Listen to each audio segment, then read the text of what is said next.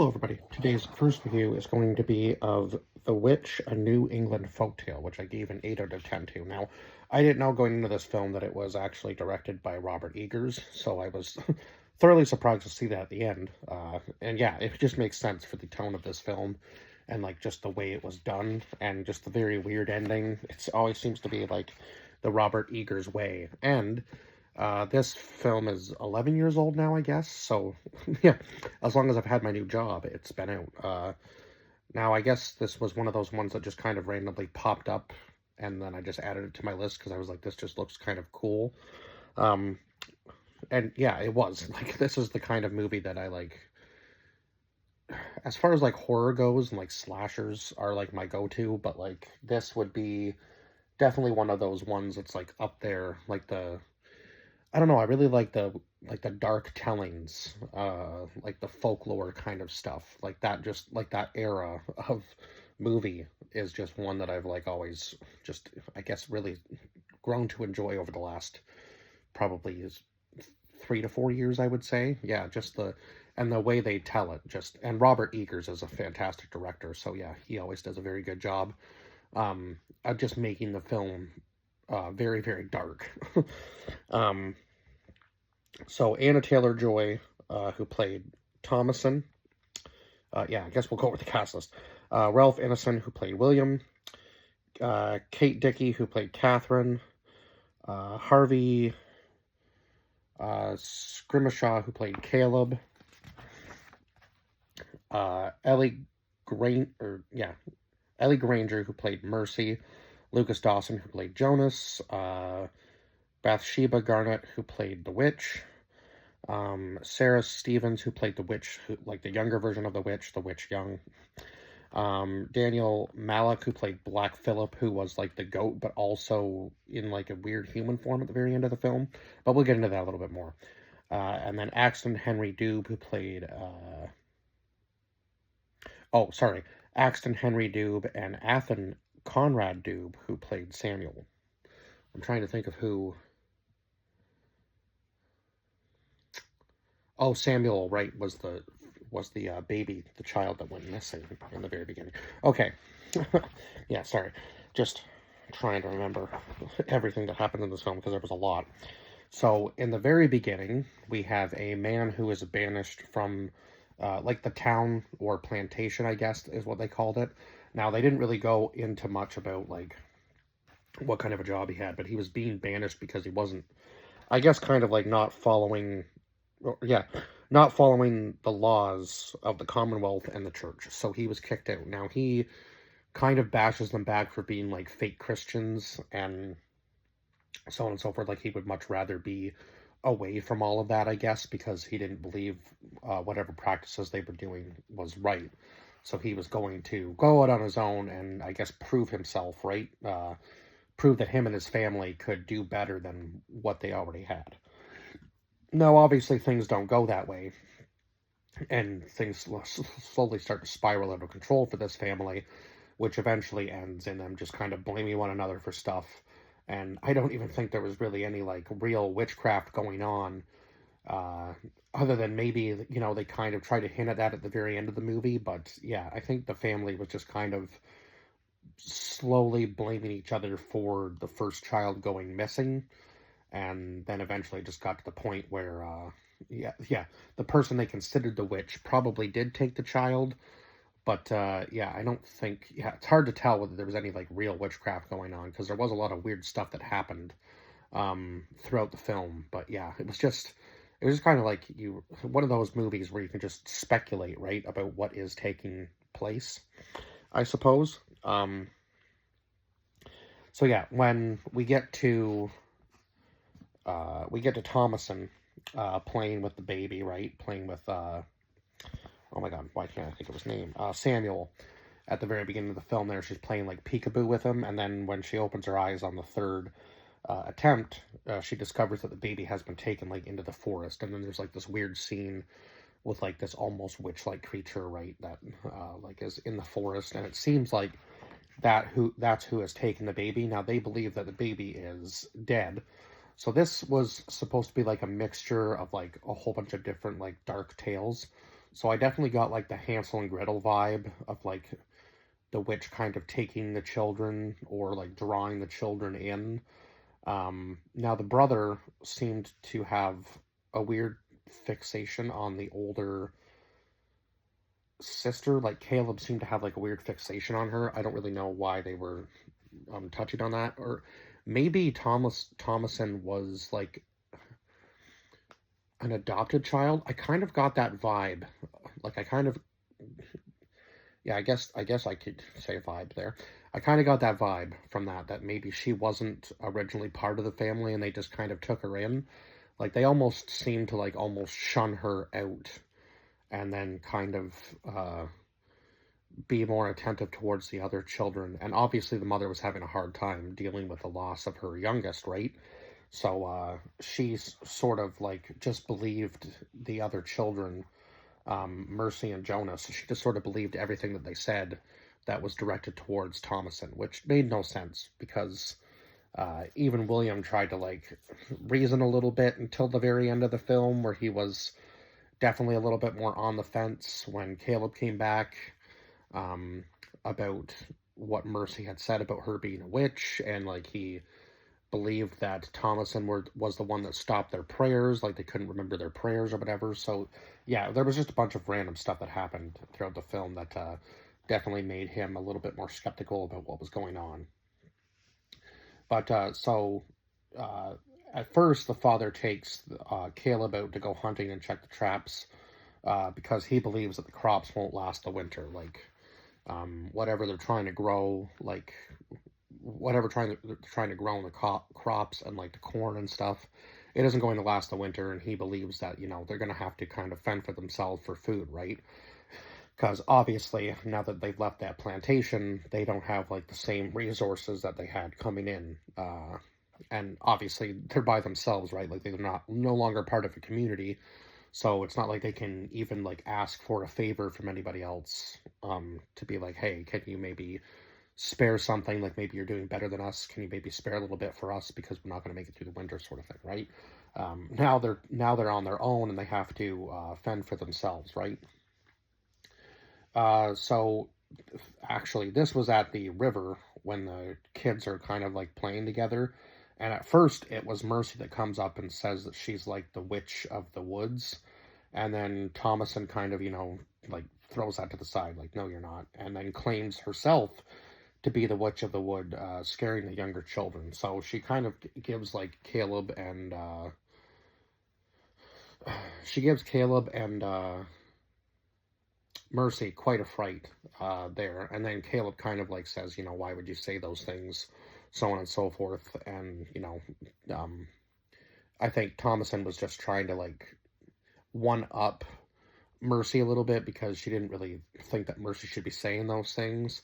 So she kind of just played it a little bit too much into it, I think. And then ended up actually scaring Mercy into thinking that she was some sort of witch. So Mercy kind of like threatens her with that throughout the movie, like, I'm gonna tell mom and dad. And Thomason goes, well, please don't, like, it's not actually true, I was just playing, right? So at this point, Catherine and William are having like an argument about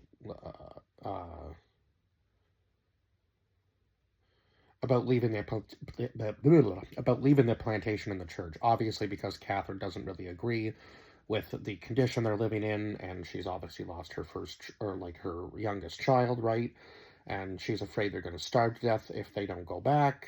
And she says that she's going like a little bit insane, saying that Samuel's in hell, claiming that William has like cursed the family somehow with getting them kicked out, right? So Caleb and Tomlinson leave in the night after like hearing this argument, to go hunt for food, because now they believe that they're trying to prove themselves, right, that they can provide for the family too. Now the dog ends up chasing after a rabbit, and then Caleb decides to go after the dog, and then the horse that Thomason was on, ends up throwing her off, and then her and Caleb get separated. Right now, Thomason does make it back to the family, but Caleb goes deeper into the forest, finding the house where the witch lives. And that was the like one of the scenes that really stood out. Like the young witch comes out to him, and I'm like, he's already kind of at that age where, like, he's a teenager, right? And the witch is young, so he's obviously finding her attractive, and she's able to like draw him in and like give him a kiss or whatever. And I think that's what was like when she cursed him. Um, so yeah, he was drawn in by her beauty because she was presenting herself as younger. So at that point, yeah, he was just like drawn in, and that was where I kind of got like the Hansel and Gretel thing, where like the witch draws him into the woods and then eventually kills him, right? So I think she had cursed Caleb somehow, because Thomason does find Caleb a little bit later, like one night she finds him anyway, and he appears to be ill, but like and hurt. But as time goes on, it seems that he's actually cursed, and he wakes up after they do like their family prayer, and after the two younger kids, Mercy and Jonas, end up kind of like on the floor, just like laughing along with whatever Caleb is saying, and then he just kind of like slowly passes away right in front of their eyes.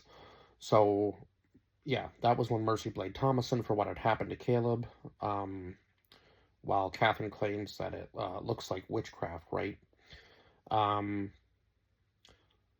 so actually, I forgot about this. Caleb spitting out the apple, like right on the floor, and there was some sort of symbolism to that, but I can't quite remember exactly what it was.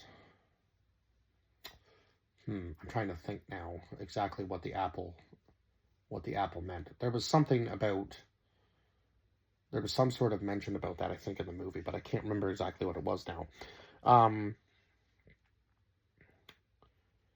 so yeah, that was when Mercy broke silence and tells their parents um, about Thomason claiming to be the witch. So William does tell her that a council will be coming uh, for Thomason after she had stopped the other kids from, remembering their prayers and so on and so forth. Um, and obviously the passing of Caleb. So Thomason confronts William about everything she has heard. Him and Catherine talk about, kind of giving her away and a whole bunch of other stuff.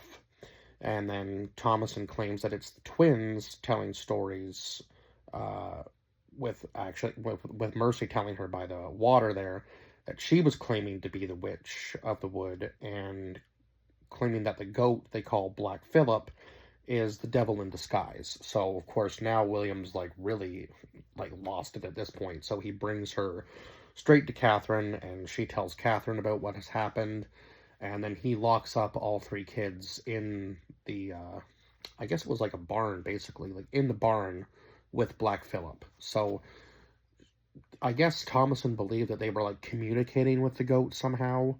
And then they were kind of like playing all these games with her, right? And she believed that, the goat was telling them to do certain things. Now, I don't really know if the kids were really like digging into that idea or not, or whether they were just kind of like believe that it was like pretend, right? Like, well, this is a game, but actually they really did have somebody telling them to do these things. So then that night, the witch is actually in the barn with Thomason, Mercy, and Jonas. And at the same time, Catherine begins having visions of Caleb and Samuel, but it was just like not at all. They weren't at all there, and she ends up like being eaten partially by like a crow. It was just a very strange and like psychological scene. And these are the kind of scenes I live for, right? Like just the very messed up stuff. So William wakes up to find the animals dead, and the little barn that he had put the kids in destroyed. And then suddenly, out of nowhere, he is attacked by by Black Phillip. So we know now that the goat is not completely 100% animal. Like, this goat has been somehow possessed by something, because the way it stood up was super creepy. Like, just, it stood up on, like, its hind legs. It was almost like it was walking towards him. And I think, does it end up killing him? I think it might have ended up killing him. Yeah, because it stabbed him pretty good. And then it, like, barrels him, like, into, like, the giant pile of wood. Like, I remember that scene was just so like fast paced, and it just happened so quickly that I was like, holy crap, like this this goat just killed him. And then of course Catherine comes out and starts really giving it to Thomason again, and then eventually gets to the point where Thomason actually has to kill Catherine, because their fight just kind of like gets a little way out of hand, with Catherine trying to like choke her to death. And after the altercation, Thomason falls asleep. So that night she confronts Black Phillip, asking him to speak to her. Now he does eventually, and she makes a deal with him. And then she enters the forest and seemingly just joins all of the other witches that were in the forest. So again, it seemed like there was something going on, like an underlying problem. But again, I feel like it was just kind of like a lot of family conflict, and they started to kind of like, maybe Black Phillip was causing it all. I'm not really sure. And there definitely was somebody or something in the forest. But it's just kind of like, I feel like the family was just slowly being drawn to like darkness as time went on, and they were slowly like descending into a little bit of madness against one another. So it was very easy, I guess, for them to kind of be controlled in a sense. Um, so yeah, that's just what I was gathering from it. But again, I think it's one of those films where you can kind of like speculate a little bit as to like what happened and why everything kind of took place. Because yeah, I feel like they were just easily influenced once they got out on their own, and everything started to kind of go a little bit off the path of what they were expecting, right? Like with their first child going missing, and they couldn't find him, and then obviously Caleb dying in front of them, and the kids couldn't decide. Like, the kids were blaming each other for stuff, and William didn't know what to think anymore. And then eventually it gets to the point where he like blames himself for everything that had happened. Like, yeah, so it was just like a very slow descent into madness kind of for all of them, right? And the musical scores in this film were absolutely incredible. Like, I've seen stuff about the musical scores for this film over the years, and I was like, okay, when I finally get to watch it, I'm gonna understand why the music is so fitting to this movie. And yeah, it just made you feel eerie, like during the entirety of the movie. The musical scores just left you with an eerie feeling. So yeah, very good on that. And I think that's pretty much all I can say for this movie. So I will see you guys in the next review. Bye bye for now.